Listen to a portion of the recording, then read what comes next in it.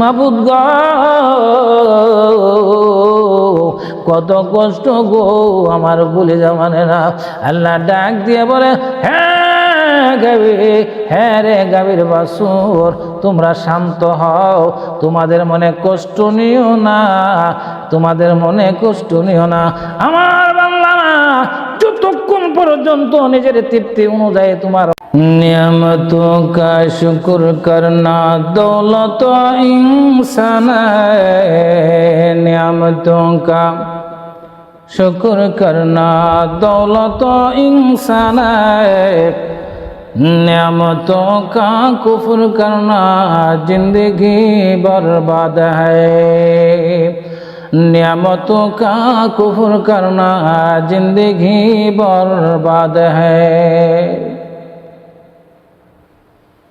সবচেয়ে বেশি অপছন্দ ওই লোকটা যেই লোকটা নিমুখ হারামি করে। আর নিমুখ হারামকে দুনিয়ার কোনো সাধারণ মানুষও ভালোবাসে না, মহব্বত করে না, ভালো পায় না। তো বন্ধুরা আমার, যেই ব্যক্তি নিমুখ হারামি করবে, ওই নিমুখ হারামকে যদি দুনিয়ার সাধারণ একটা মানুষ মহব্বত না করে ভালো না বাসে, তাইলে বলেন গো আল্লাহর দেওয়া কত নিয়ামত আপনি ভোগ করতেছেন। হ্যাঁ, নিয়ামত ভোগ করিয়া যদি আপনি নিমুখ হারামি করেন, কাল হাসরের ময়দানে আল্লাহ কি আপনাকে জান্নাতের ব্যবস্থা করে দিবে।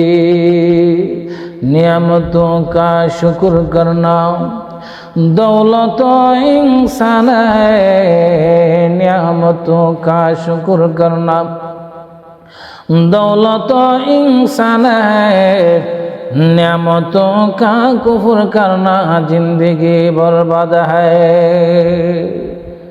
नियामत আল্লাহর নিয়ামত দুনিয়ার জমিনে আল্লাহ দে, এটা দুই প্রকার, নিয়ামতে আম, নিয়ামতে খাস। পৃথিবীর জমিনে আল্লাহর যত সৃষ্টি জীব সৃষ্টি কুল পৃথিবীর জমিনে বাস করে, অর্থাৎ আল্লাহ যত কিছু দুনিয়ার জমিনে সৃষ্টি করেছে, আকাশের মধ্যে সৃষ্টি করেছে, প্রত্যেকের উপরে আল্লাহর খাস একটা নিয়ামত, একটা রহমত, আম একটা নিয়ামত, একটা রহমত আছে। প্রত্যেকে সেই আল্লাহর নিয়ামত এবং রহমতের মাধ্যমে প্রত্যেকে চলাফেরা করে। হিন্দু কোন, খ্রিস্টান কোন, বৌদ্ধ কোন, ইহুদি কোন, নাসারা কোন, প্রত্যেকে আল্লাহর একটা রহমতের মাধ্যমে চলতেছে। আল্লাহর রহমত ছাড়া কেউ চলতে পারে না, সেইটা হলো রহমতে আম। একটা খ্রিস্টান হিন্দুর গাছের মধ্যে যেই ফল ধরে, আপনার গাছের মধ্যে সেই ফল ধরবে। একটা খ্রিস্টান হিন্দুর তার জমিনের মধ্যে যেমন ফসল হবে, আপনার জমিনে তেমন ফসল হবে। সেইটা হলো আল্লাহর নিয়ামত, আর সেই নিয়ামতের নাম হলো আম। সবার উপরে সেই নিয়ামত চলতেছে। আল্লাহর সেই নিয়ামতের মাধ্যমে, নিয়ামতের দ্বারা সবাই দুনিয়ার জমিনে বাস্তবিক করতেছে। কিন্তু আল্লাহর দেওয়া খাস কিছু নিয়ামত আছে, এমন কিছু নিয়ামত যেটা একমাত্র আল্লাহর খাস বান্দাদেরকে দান করেছে। একমাত্র আল্লাহর প্রেমিক বান্দাদেরকে সেই নিয়ামত দান করেছে, সেই রহমত দান করেছে। সেইটা সাধারণ কোনো মানুষকে দেয় না। সেইটা হলো আমার আল্লাহর ওলি এবং আউলিয়া, আল্লাহর প্রেমিক বান্দাদের জন্য খাস নিয়ামত। সেইটা হলো মারেফতের মতন একটা নিয়ামত আল্লাহ তাদেরকে দান করেছে। এবার আমার যে ব্যক্তি নিয়ামত পাইয়া নিয়ামতের শুকরিয়া আদায় করে চলছে, তাকে নিয়ামত বাড়াইয়া দেয়। নিয়ামত বাড়াইতে বাড়াইতে দিতে দিতে দিতে দিতে আর সেই লোকটা নিয়ামতের শুকরিয়া আদায় করতে করতে করতে করতে এক সময় আল্লাহর অতি কাছে নিকটে চলে যায়।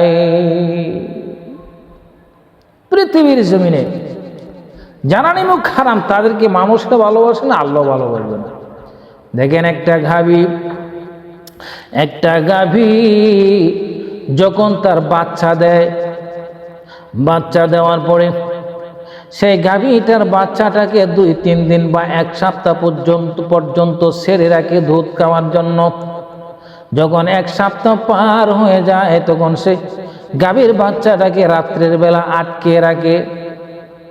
এর কারণ হলো, রাত্রের বেলা আটকে রাখার কারণ হলো সকালবেলা দুধ দহন করে মালিকে আগে খাইবে, মালিকে আগে বিক্রি করবে, মালিকের প্রয়োজন অনুযায়ী মালিকে রেখে দিবে, তারপরে বাচ্চাকে খাবার দিবে। এবার আমার এই একটা মাত্র নিয়ামত, সে বাচ্চাটাকে আটকায়া যখন বেঁধে রাখে, আমার রাত্রে যখন হয়ে যায়, রাত্র 12টা-1টা বাজে, তখন বাচ্চাটা মার কাছে যাওয়ার জন্য কেমন ভাবে লাফালাফি করে। রাত্রে মালিক ঘুমাইতে পারে না, বাচ্চাটাকে ভ্যাঁ, মাও ডাকে ভ্যাঁ, বাচ্চাটাকে মাও ডাকে ভ্যাঁ। এমনি করে সারা রাত পাগলের মতো বাচ্চার ভিতরে ছটপট করে, আর মা দুঃখিনীর কুলেজার মধ্যে আগুন ধরে কান্দে আর ছটপট করে। বাচ্চাটাকে মা, আমার পেটের কোথায় আর বাসি না গো মা, আমাকে একটু দুধ খাইতে দাও গো মা। আর মা ডাকে বাবা রে, ওরে আমার কুলেজার ধন সন্তান, আমার মালিকে বেঁধে রেখেছে। মালিককে ডাকে আর বলে আমাকে একটু ছাড়ো গো, আমার কলিজার ধন সন্তানটাকে একটু খাবার দেয়। কিন্তু তাদের ছটপট করা সারা রাতের সময়টা কেউ লক্ষ্য করে না, কেউ বুঝেও না, কেউ দেখেও না। আমার আল্লাহ কিন্তু তাদের ভিতরের সব ছটপটানি সব কিছু দেখতেছে। যখন সকালবেলা হয়ে যায়, রাত্রের আলো, অন্ধকার যখন চলে যায়, রাত্রের আলো যখন ফিরে আসে, দিনের আলো যখন ফিরে আসে, রাত্রের অন্ধকার যখন চলে যায়, তখন মা সন্তানের দিকে তাকায় আর ডাকে আর নাচে। সন্তানও পাগলের মতো নাচে আর মাকে ডাকে মা মা। কিন্তু কে কার ডাক শুনে যতক্ষণ পর্যন্ত গোয়াল বাড়িতে না আসবে দুধ দুহানোর জন্য, ততক্ষণ পর্যন্ত যত কষ্ট করবে না গো, যত কষ্ট করুক না গো, তাদেরকে কিন্তু 1 ফোঁটা দুধ খাইতে দেবে না।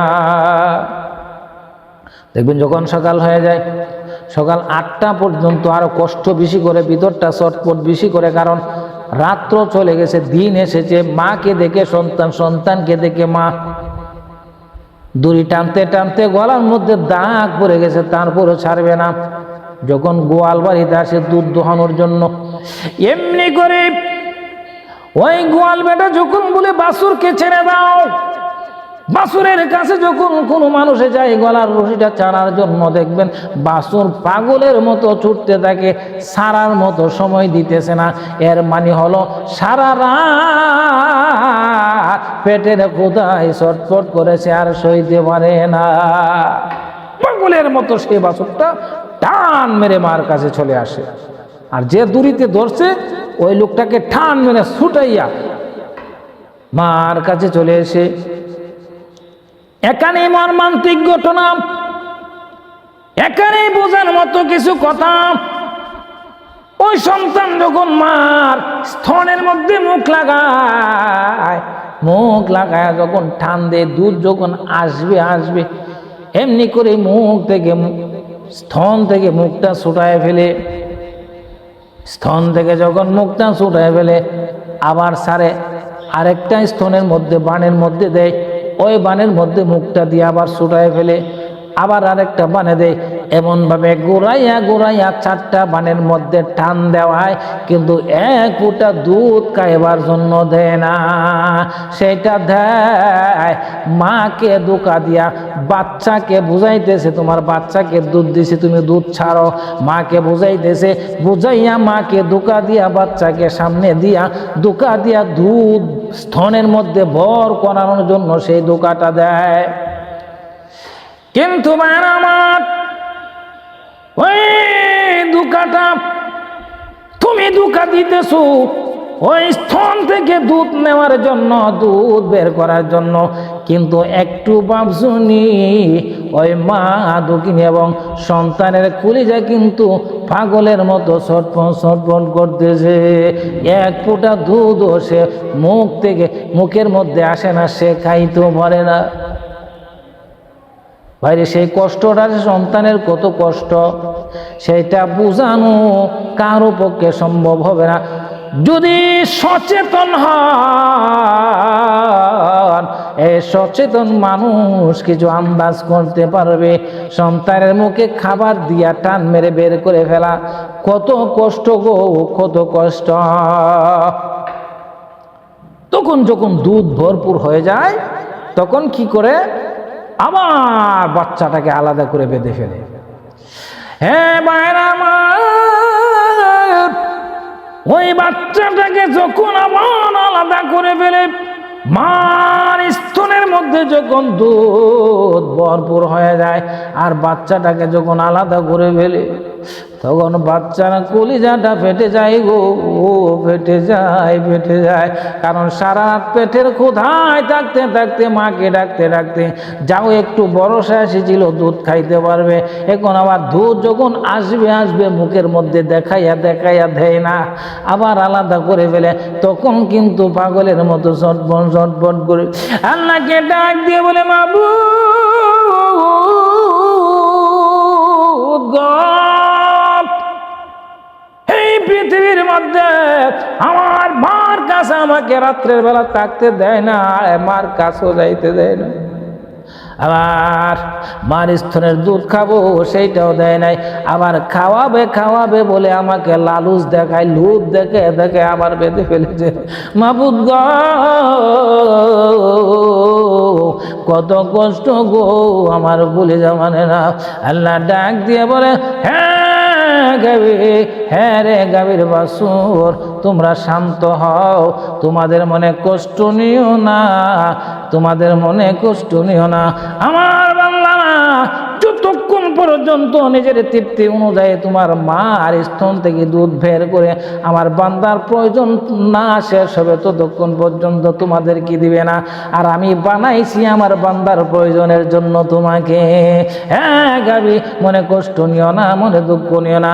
আমার বান্দারা তোমার প্রয়োজন, আমার বান্দার প্রয়োজনের জন্য তোমাকে বানাইছি, আমার বান্দার প্রয়োজন শেষ হলে তোমাকে দিবে, তোমার বাচ্চাকেও দিবে, মনে কষ্ট নিও না। যখন কেন আমি তোমাকে প্রয়োজন হিসাবে, আমার বান্দার প্রয়োজন হিসাবে বানাইছি জানোনি?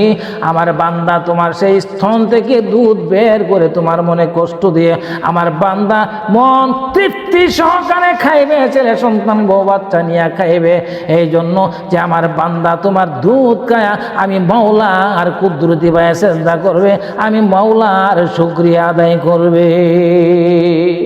আর যদি সেই দুধ খাইয়া আমি আল্লাহ শুকরিয়া আদায় না করে, আমার কুদরতি ভাবে সেজদা না করে, তাইলে তোমার সেই কষ্টের জবাব কাল হাসরের ময়দানে তোমার সেই বান্দাকে দিতে হবে।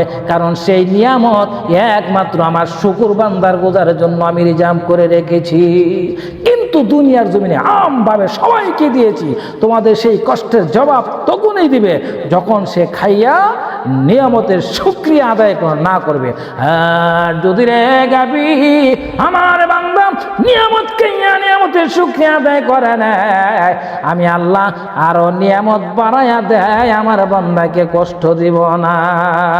আমার বান্দার জন্য আরো নিয়ামত আমি বাড়াইয়া দেয়, কারণ আমি খুশি হয়ে যাই, আনন্দ লাগে আমার।